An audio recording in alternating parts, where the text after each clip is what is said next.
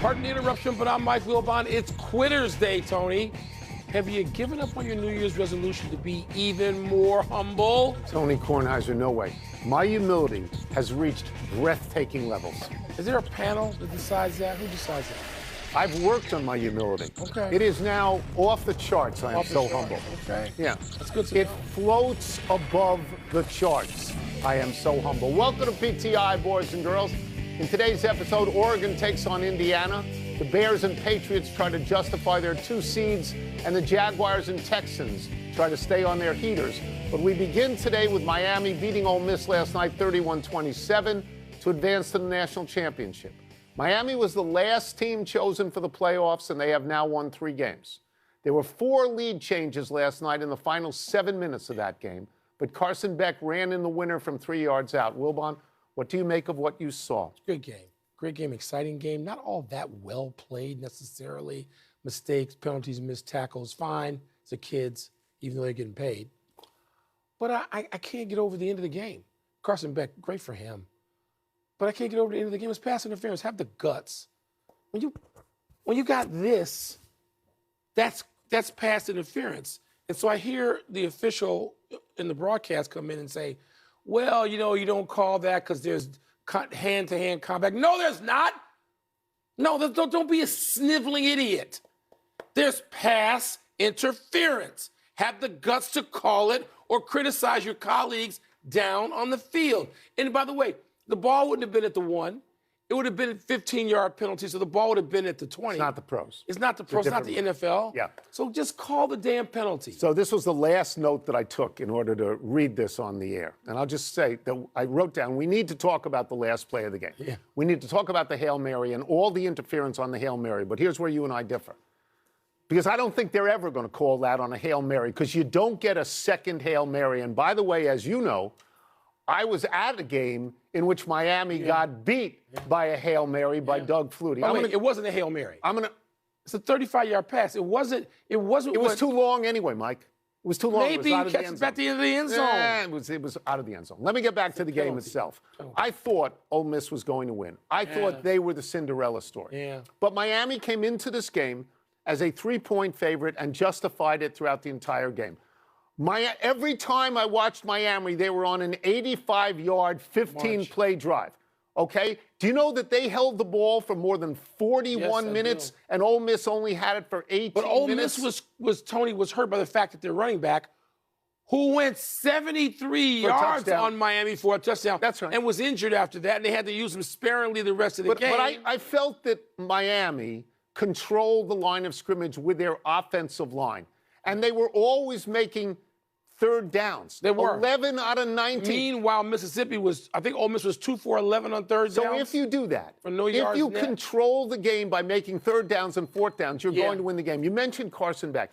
Do you know what his record is now in college against ranked teams? Something in 3. 18-3. Yeah. Now, he played at Georgia and he played at Miami. Those are good teams. He often had the best team in the race. Right. But 18-3, you can hang your hat on. And that last drive, that was his drive. Terrific career. He played the greatest in the biggest, most demanding, high-pressure moment. Good for him. Yeah. I just don't want to see the game in that way. To tee it up at the 20, you're going to go to the 20-yard line. It's going to be an untimed down. I don't think anybody gets that call. Not on a Hail Mary. It wasn't a Hail Mary. It is a Hail Mary. It's the last play of the game. Chambliss was denied his 6th year, apparently, but says he's going to appeal. Well, if he gets a 6th year, he'll go for a 7th and 8th, because you get paid so much money in college, and you're not going to make that in the pros. He's not going to make that. He might. No. You don't think he's a pro? I don't think he's going to get paid that kind of money when he starts. I don't. Starts if you stick around for a minute. Miami will face the winner of tonight's second semifinal between number 5 Oregon and number 1 Indiana. Those two played on October 11. Hoosiers won by 10 in Eugene. Are you leaning toward a repeat, Tony, of that result? I find myself honestly rooting for Indiana. I think what Indiana has done in the last 2 years is kind of sort of remarkable, right? Cignetti's record at Indiana at the moment is 25-2, and they do not have the prestige of Oregon. They do not have the Nike NIL money of Oregon. No. They do not have the blue chip recruits of Oregon, who 80% of their recruits are blue chip. Only 8% of Indiana's are blue chip. They're the best team in the country right now, and every time they go out there, they're still doubted. They beat Oregon, there's doubts. They beat Ohio State, there's doubts. They rolled Alabama, and there's doubts. And the reason there's doubts, as you know, because you're a Big Ten guy, it's 100 years of lousy. In 100 years. It's 100 years of lousy. Yeah. So that's the motivation. A coach can go to the players and he can say, everybody doubts us. That's right. Let's go out and it's prove the them wrong. truth. Yeah, and let's go out and prove them wrong. Here's what worries me in this. This is a repeat this year. It's a second rematch. Now, if I'm not mistaken, Alabama avenged a loss by beating Oklahoma in the playoffs. Yes, they I'm did. confident that Ole Miss avenged a loss by beating Georgia in the playoffs, so why can't Oregon? They can. And I'm thinking that they will. I just think Dan Lanning's a hell of a coach, too. Yep.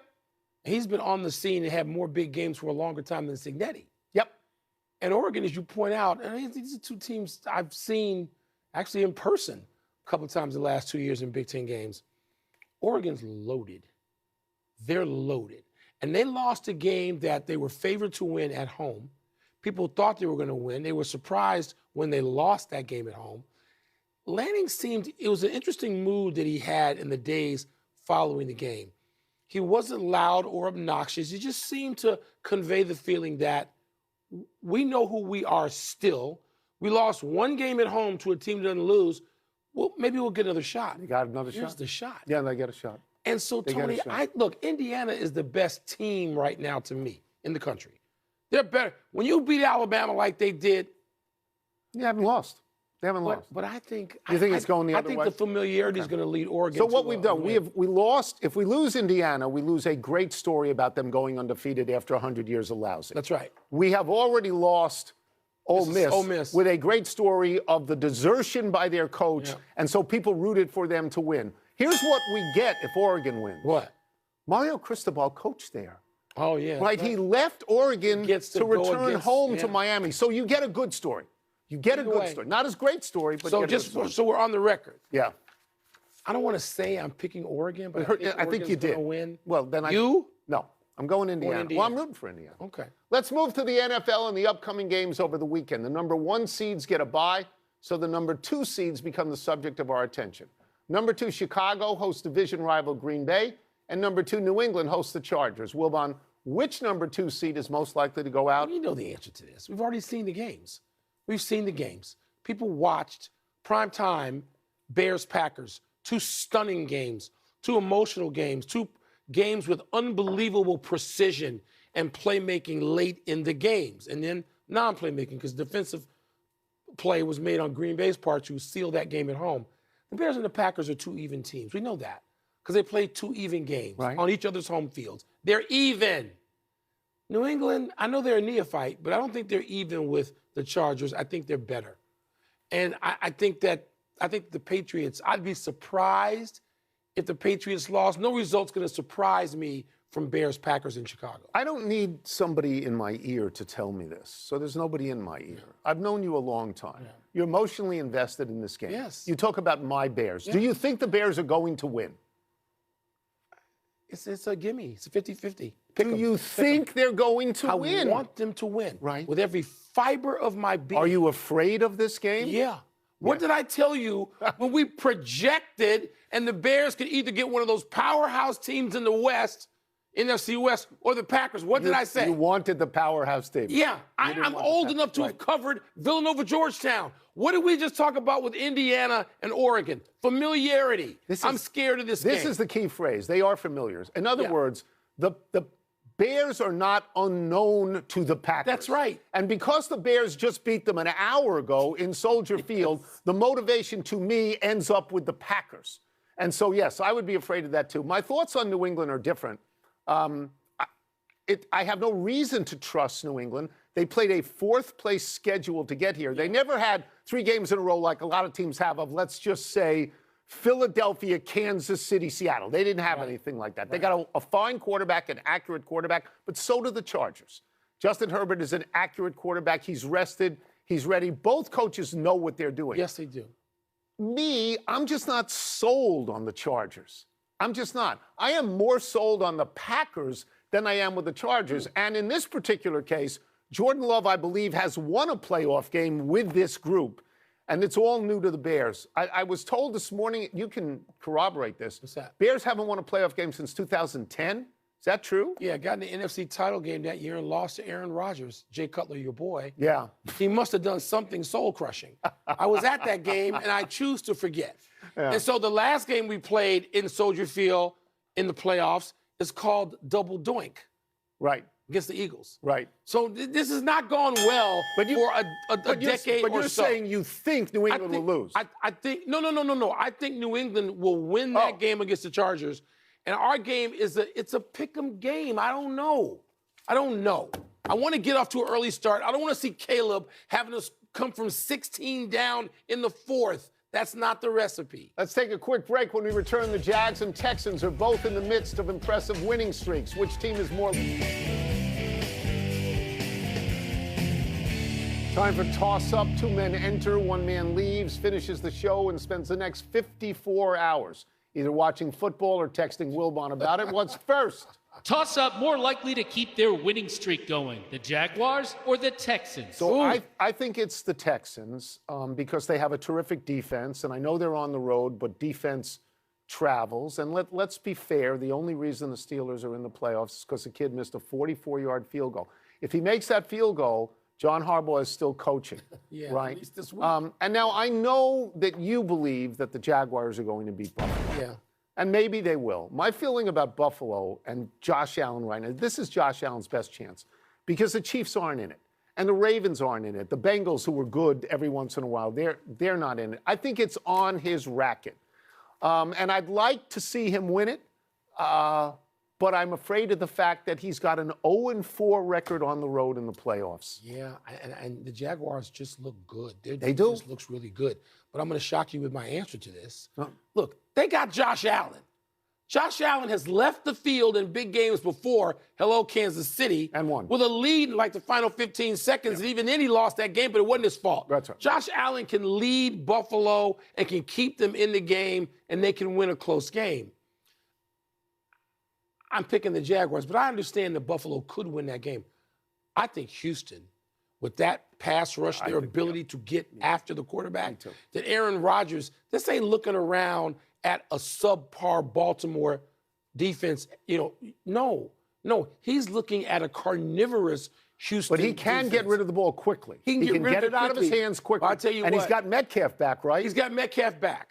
But, Tony, I don't think that even Metcalf's return can save Pittsburgh from Houston just coming after him and getting to him. No, I agree with that. That's why I said it was Houston. I mean, because the fact is, now Pittsburgh closed the season well. They won a bunch of games. They did, 3 out of 4. But this particular game, they should not have won that. A 44-yard field goal should go through. Yeah, it should. So Josh Allen, his for him. team is not as good, Tony, as it's been in past years. I know. It's a lot on him. I know. What's next? Toss-up, how many NFC West teams do you see advancing this weekend? 1, 2, or none? Okay, well, Seattle has a bye. Right. So they're going to advance, so that's 1. I believe the Rams will beat Carolina in Carolina, acknowledging that 6 weeks ago they did not. I believe that they will take them more seriously than they did 6 weeks ago. So this brings me down to San Francisco and Philadelphia. San Francisco is great fun to watch. They are capable. They didn't do it against Seattle, but they are capable of scoring over 40 points. And they need to because they give up a lot of points and they give up a lot of yards. Yes. Mike, I think it has gone unnoticed in the last 6 weeks that Philadelphia won the Super Bowl last year. That it's Philadelphia, gone unnoticed all year. They know how to win playoff games. They grind you down. They are now, I want to get this number correct, they have won their last 5 home playoff games. They have turned the ball over no times, and they have 14 takeaways. Yeah, I'd like to have some honest disagreement with you, but I'm not. The Rams are not going to lose a second time in Charlotte. This is not going to happen, all right? And so we're talking about the 49ers. And I watched the 49ers really closely the last few weeks, including a game they gave up 38, I think, to the Bears at home. And you talk about not stopping anybody. They're not going to be. I can see Philadelphia running it up on the 49ers at home. And by running it up, we know that offense is not precise and it doesn't play as well as it should for an entire 60. But I can see that game being a 30-17 Okay, final. so I can see Philadelphia controlling the ball the way Miami did last night, getting a huge amount of numbers in terms of the percentage of the 60 minutes. I don't think they're going to score a tremendous amount of points. I mean, again, playoff games, by and large, they're tighter games. They are. But Philly's got to be, look, if anybody in the entire playoff field is due for a breakout go-to-hell game, Philadelphia Eagles. That's it. Starting the year off right with a win. And I'm humble about it. Let's take one last break, but coming up, would Major League Baseball be wise? Happy time, people. Happy 40th birthday tomorrow, Marcus Freeman. Already? The Notre Dame coach is one of those college coaches that the NFL seems to be intrigued by, though Freeman has publicly declared his intention to stay in South Bend. Freeman got the Notre Dame job in 2021, coaching one game after Brian Kelly announced he was leaving for LSU. Freeman coached the Irish in the Fiesta Bowl, losing to Oklahoma State. The next season, Freeman was 9-4 and won the Gator Bowl. Season after that, Freeman was 10-3 and won the Sun Bowl. Season after that, Notre Dame went 14-2 and went to the national championship, losing to Ohio State. This last season, Notre Dame was 10-2, but refused to play in a bowl game after getting hosed by the playoff committee. He's 43-12 overall. That's a wow. How many of those NFL jobs could be more gratifying than having that job if you're Marcus Freeman? That specific job at Notre Dame. I think the NFL could find a job that he would like. Ooh. I do. Happy anniversary, Carson Wentz. On this day 10 years ago, the college quarterback returned from a broken wrist with 2 rushing scores and a touchdown pass to lead North Dakota State to its 5th straight 1AA championship. Wentz was then taken number 2 overall in the 2016 draft by the Eagles, who traded a load of high picks to move up and take him. Wentz set a then NFL rookie record with 379 completions, and the next year got MVP buzz. Remember Pennsylvania?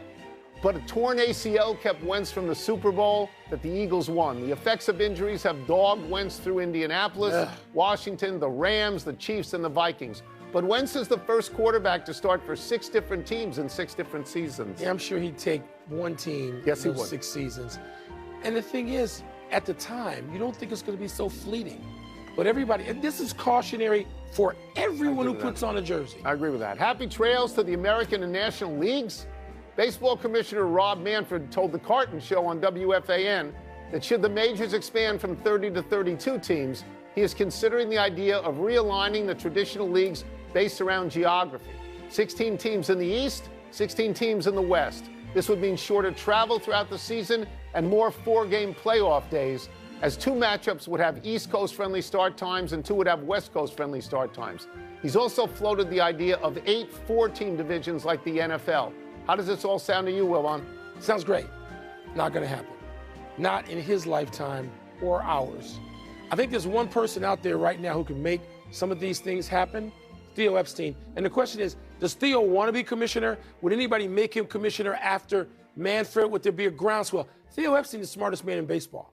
Baseball could do itself good by embracing, hugging Theo Epstein and keeping him close in the commissioner's office. I'm not sure the people are that smart. Okay, I thought about this today. For people of our age, this is a radical change.